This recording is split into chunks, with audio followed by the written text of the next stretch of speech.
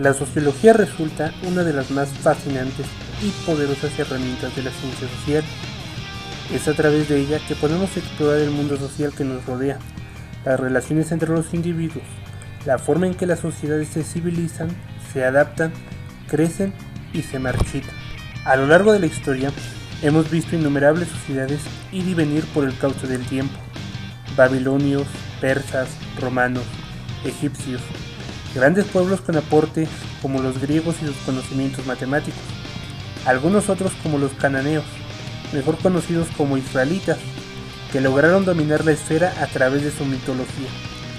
Estados han ido y venido, apareciendo, comiéndose entre sí, esclavizando o siendo esclavizados. Es la sociología la que permite entender qué, cómo y por qué sucedió. A través de sus metodologías podemos explicar lo que hacen las grandes urbes de más de 100.000 habitantes, y también, como el día de hoy, entender las relaciones entre menos de 60 individuos que conforman una secundaria de bajos recursos en la zona conurbada de Chimalhuacán. Soy Fernando Mérida, acompáñame a través de este análisis que he titulado Microcosmos. La escuela secundaria Adolfo López Mateos, donde laboro, se ubica en el municipio de Chimalhuacán, para ser exactos, en la colonia que lleva el mismo nombre. Esta colonia tiene dos características muy resaltables. En primer lugar, si bien la gente tiene economía suficiente para sobrevivir y tener viviendas dignas, tiene muy en claro que se encuentran en el estado económico pobre, y en muchos casos se sienten o creen como parte de la pobreza extrema. Es cierto que la colonia está a falta de los servicios básicos, como luz y agua, pero son contados los casos donde en verdad las familias se encuentran en pobreza extrema. Esto puede responder a un factor externo muy importante, la organización no gubernamental conocida como Antorcha, situación que analizaremos un poquito más adelante. Por ahora, debemos decir que Antorcha ha logrado que la gente de esa colonia tenga conciencia de clase, concepto que retoman del marxismo clásico. Esta conciencia de clase genera que 1. Los habitantes de la colonia apoyen más a Antorcha, que asistan a marchas, plantones y demás actividades de demanda al gobierno, y al mismo tiempo que se incluyan en las plenarias, círculos de estudio y actividades culturales y económicas que genera Antorcha. Y 2. Al saberse, creerse pobre, la gente tiende a utilizar esto a su favor en varias situaciones, como al pedir que se les condone el pago de inscripciones a la secundaria. Lo mismo que con los materiales que se puedan llegar a utilizar, como copias, mapas o monografías. Cabe señalar que la secundaria donde laboro es parte de esta organización, llamada Antorcha, y nos han llegado a amenazar de acusarnos con nuestros superiores directos si les realizamos estos cobros.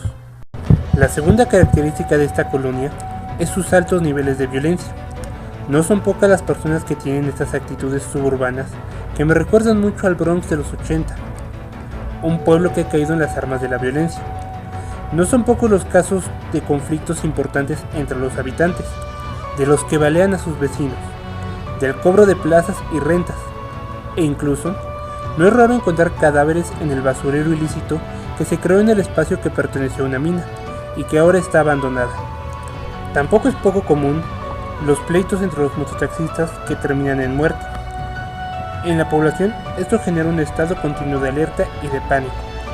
Quizás se recuerde el caso de un hombre que fue asesinado a golpes por una banda de mototaxistas, solo porque una señora creyó que quería robarse a su bebé, porque le habían mandado una cadena a través de la aplicación WhatsApp que se estaban robando niños en la colonia.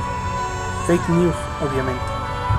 Esta violencia también se encuentra en nuestra escuela, y aunque los maestros intentamos que se mantenga un espacio tranquilo y libre de violencia, muchas veces el monstruo nos termina superando y termina en problemas fuera de la institución. Las malas palabras y los insultos son bastante frecuentes. Las agresiones físicas, aunque a la baja, siguen presentes. En este punto debemos señalar que, pese a la contingencia sanitaria del COVID-19, nosotros debemos dar clases presenciales. Cada grado va a la escuela un día a la semana, en un horario de 7 de la mañana a 2 de la tarde. En estas 7 horas se les intenta dar clases de express y dejar actividades para que desarrollen en su casa a lo largo de la semana. Justificamos esta actividad en 2 puntos. El primero es que debido a sus creencias de pobreza no cuentan con dispositivos móviles adecuados para estas clases, aunado a que no hay servicios de telefonía en la zona. El segundo punto, y mucho más interesante, es la petición de los padres. Muchos trabajan todo el día y dejan a los niños solos. También muchos comentan no poder controlar a sus hijos, y solo los maestros logran este apoyo. A través de toda esta información, podemos ya ver un esbozo de la sociedad escolar que tenemos. Pero antes de meternos de lleno en el tema, tenemos que hablar del proyecto educativo de Antorcha. Antorcha Magisterial es una subdivisión de Antorcha. Ella se encarga de promover, crear, atender y administrar escuelas de todos los niveles, desde preescolar hasta 20 universidades que ofrecen posgrados. Pese a ser administradas y creadas por Antorcha, todas las escuelas siguen bajo el dominio de la Secretaría de Educación Pública. Sin embargo, son peculiares en 2 aspectos. El primero de ellos es que incorpora dentro de sus planes de estudio, sin importar el nivel, talleres culturales y deportivos. Esto con el fin de generar participantes en las Espartaqueadas, que son eventos deportivos y culturales anuales, donde se compite y se muestra lo mejor de los grupos culturales y deportivos en las ciudades de Comatlán, en el estado de Puebla. Cabe señalar que estas disciplinas son parte de la educación integral que pretende ofrecer Antorcha Magisterial.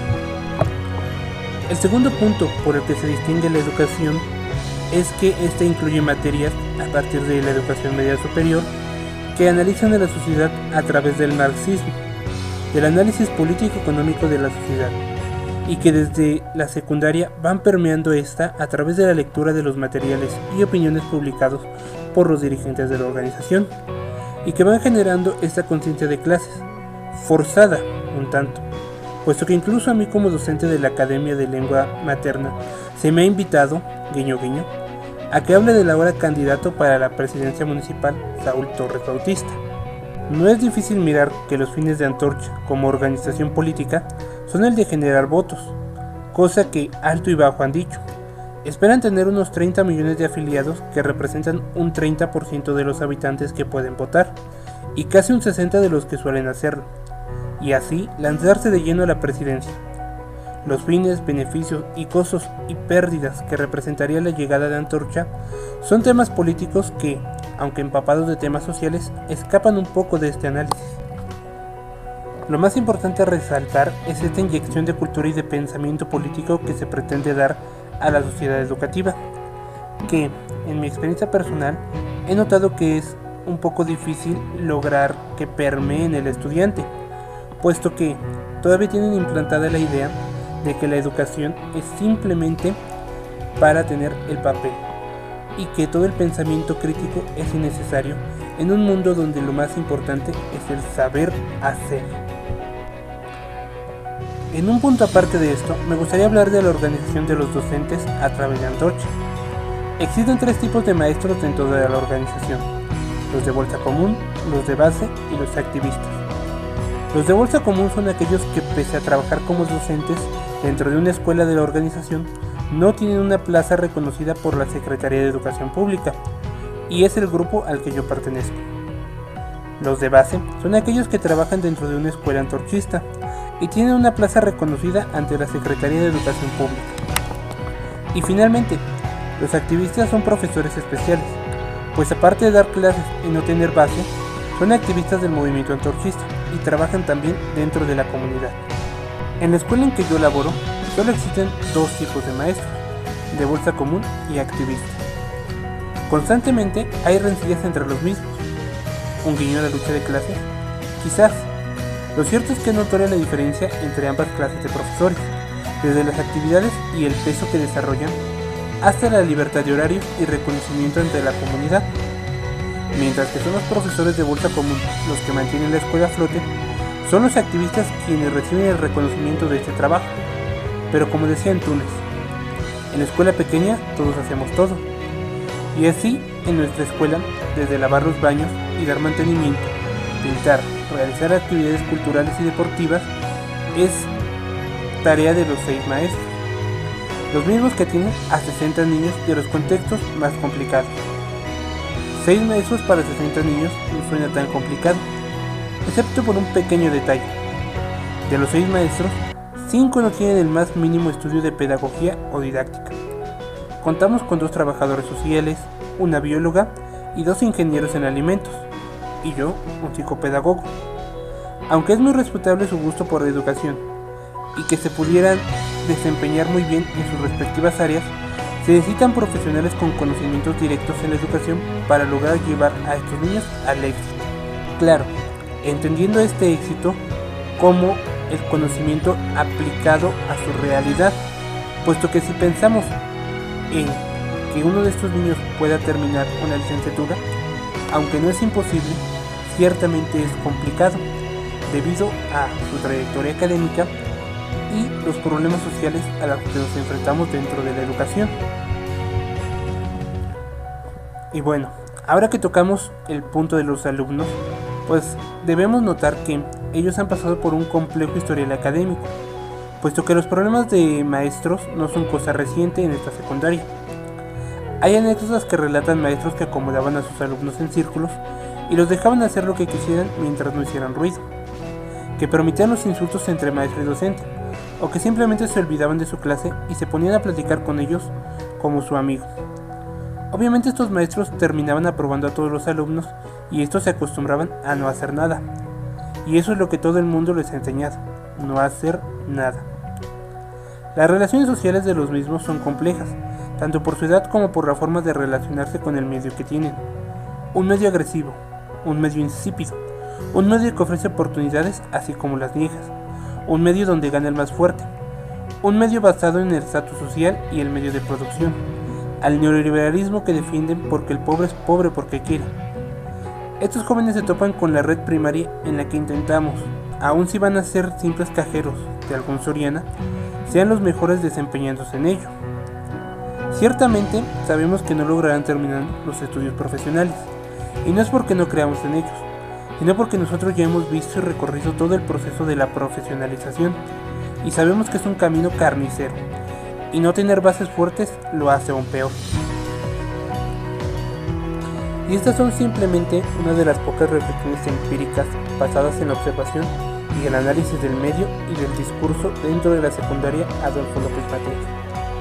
Ciertamente es un tema que aún tiene mucho por debatir y del cual podremos hablar aquí durante horas y horas. Pero, por el momento, nos quedaremos con esto. Les agradezco su atención y que pasen bonito día.